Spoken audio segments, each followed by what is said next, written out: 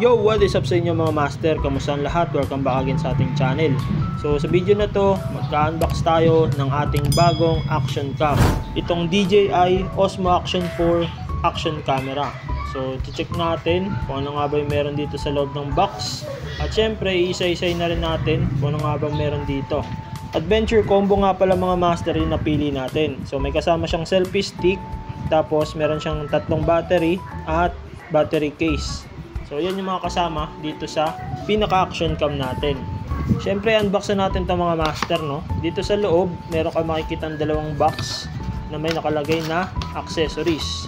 Hindi ko lang sure kung saan nakalagay yung pinaka-action cam natin. Pero mamaya-maya, isa-isay natin to.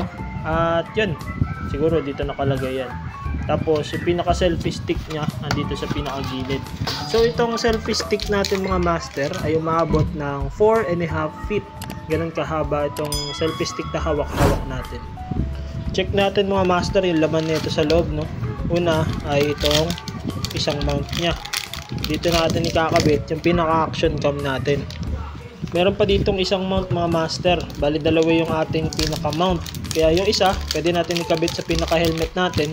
At yung isa naman pwede natin ikabit sa pinaka-selfie stick natin or sa pinaka-mount sa motorsiklo natin. Sunod naman mga master, itong pinaka-battery case niya.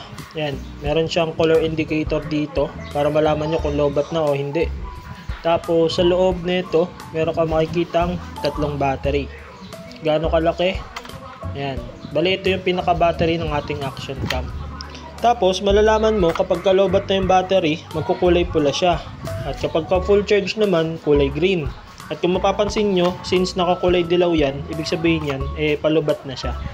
Meron din dito mga master na parang cover siya ng pinaka-lens natin. So hindi naman natin siya magagamit ngayon. Pero siguro, pinatagalan, magagamit natin ito. Meron din siya dito mga QR code, tapos user's manual, at mga sticker na astigin. Kaya sa sobrang ganda, nakakapanghinayang idikit kung saan saan. Dito na tayo sa pinaka-action cam natin mga master. Nice. Kakatawa lang. So unang-una, ang mahuhugot natin ay itong pinaka-case ng ating pinaka-action cam. Meron din pala siya ditong mount na may kasamang adhesive.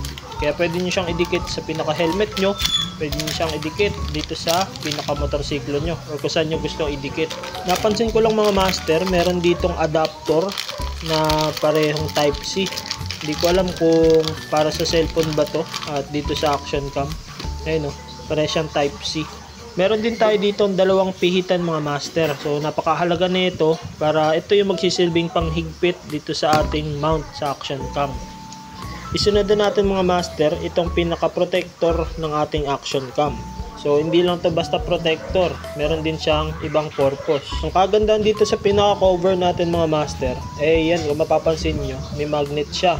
So hindi lang puro horizontal videos ang matetake nyo. So sa pamamagitan na itong magnet dito sa gilid, pwede ka makapag-take ng mga vertical videos. So pwede nating itayo yung pinaka-action cam natin. Ito na yung pinaka-action cam natin mga master. So tanggalin na natin sa pinaka-plastic para ma-explore na natin kung gaano nga ba kaganda itong pinaka-action cam na gamit natin.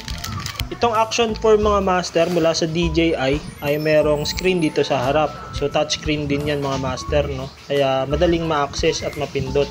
Ganon din dito sa pinakalikod niya. Dito sa taas yung pinaka-shutter at speaker. Tapos dito sa gilid yung pinaka-battery. At dito naman yung power button. Tanggalin na natin agad itong pinaka-cover lens para matesting na agad at masubukan na natin kung gaano nga ba kalinaw itong Action 4 mula sa DJI. Ito nga pala mga master yung pinakalalagyanan ng ating battery. So try natin lagyan sa loob para masubukan na natin kung gumagana nga ba itong pinaka-action cam. Sabay-sabay na natin iyon to mga master, no? Nice! Oh, ano to? So kailangan natin i-activate itong QR code para magamit natin yung pinaka-action cam na to. So i-scan natin yan at i-install natin yung pinaka-DJI app sa cellphone. Ayos din, no? So napakalinaw niya talaga, oh. Kitang-kita yung pinaka-video dito sa camera. Tapos ito naman yung pinaka-widescreen. Nice! Kitang-kita lahat. At ayun na nga mga master, explore natin saglit itong pinaka-action cam na to. So isa-isay natin yung mga basic features na meron dito sa pinaka-action cam natin. Unahin natin yung mga pagpipilian niya. Una sa lahat, yung picture, video, slow motion, at time-lapse. Unahin muna natin tong pinaka-photos niya. So dito sa photos niya mga master, meron ka pagpipilian. So ngayon, tayo ay naka 16:9. So pwede natin siyang i-adjust at gawing 4:3. So depende na yun sa trip nyo kung ano yung gusto nyong aspect ratio. Dito naman sa baba, yung pinaka-timer niya. Pwede nyo rin siyang iset kung ilang segundo ang pinaka-timer. Pero ako kasi ginagamit ko ay 2 to 3 seconds para kahit papaano makapag-prepare tayo bago tayo mag-picture. Sunod naman mga master, ito nakikita nyong 1.0. Ayan yung pinaka-zoom niya. So adjust natin kung saan ang kaya niya. Yan, 'di ba? Yan yung pinaka-zoom niya.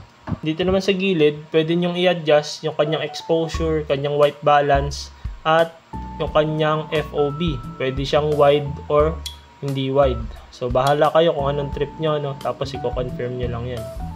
Sunod naman ay dito sa kabila, ito yung mga images. Kaso wala pa tayo SD card eh. Pero kung may SD card na tayo, pwede mong makita dito yung mga images na pinicture mo. Tapos ito naman, sign ng SD card. Since wala tayong SD card, eh hindi pa tayo makakapag-play. Ito naman yung pinaka battery sign natin, kung palubat na ba or full charge pa.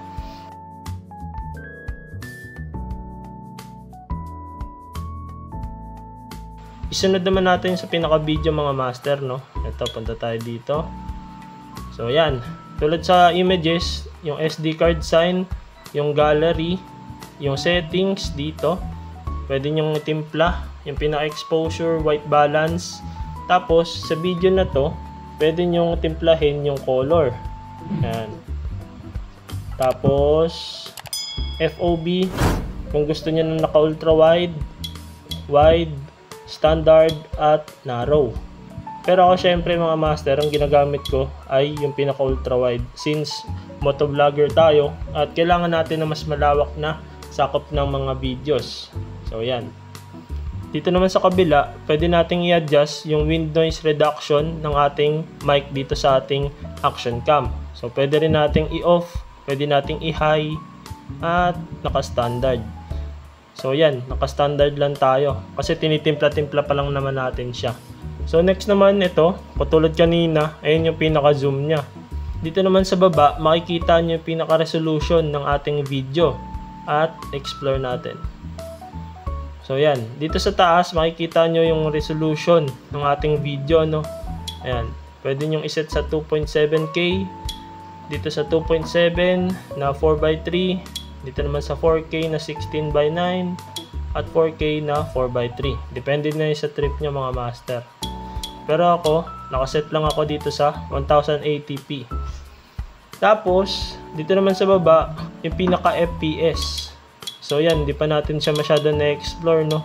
Kaya ang sineset ko muna dito pansamantala ay 30.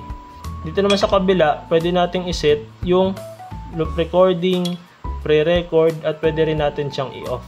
Tapos dito sa baba, yung pinaka-timer niya. Kayo na bahala mga master regarding dun. Ang susunod naman mga master, explore natin yung isa sa pinaka-nagustuhan ko dito sa action cam na to, which is yung kanyang stabilizer. So isa-isahin natin, pindutin lang natin to. Ayan. Pwede siyang naka-off, pwede siyang naka-rock steady, pwede siyang naka-rock steady plus, tapos horizontal balancing na may plus minus 45 degrees, at horizontal steady. So hindi pa natin natatry yan. So ang ginagamit lang natin pansamantala ay itong rock steady plus.